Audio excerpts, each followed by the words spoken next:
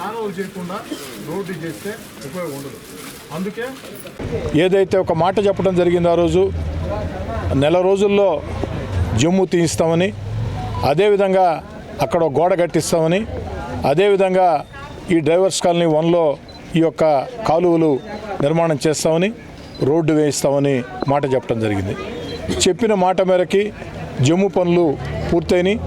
ఈరోజు గోడ పనులు అదేవిధంగా కాలువ పనులు ప్రారంభమవుతూ ఉన్నాయి.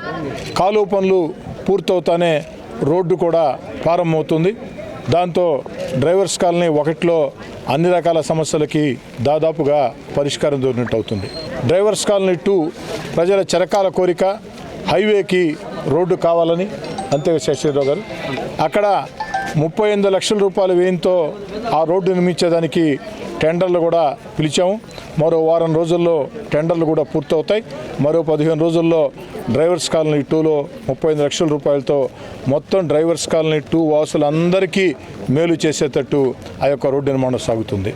నేను అధికార పార్టీకి దూరంగా జరిగి తెలుగుదేశం పార్టీలోకి వచ్చిన తర్వాత నాతో పాటు బూడి సుప్రజ, వారి భర్త పురుషోత్తం యాదవ్ ఇద్దరు కూడా అధికారం దూరంగా జరిగారు. ఆ సమయంలో ఇక్కడ ఈ ప్రాంతాన్ని పూర్తిగా నిర్లక్ష్యం చేయడం జరిగింది. డివిజన్ కార్పొరేటర్ బూడిద సుప్రజ కోరిక మేరకి ఏదైతే ఈరోజు ఈ యొక్క నిధులన్నీ కూడా కేటాయించడం జరిగింది. డ్రైవర్స్ కాలనీ 2లో కూడా అతి త్వరలోనే 35 లక్షల రూపాయలతో రోడ్డు పనులకి శంకుస్థాపన చేస్తాం.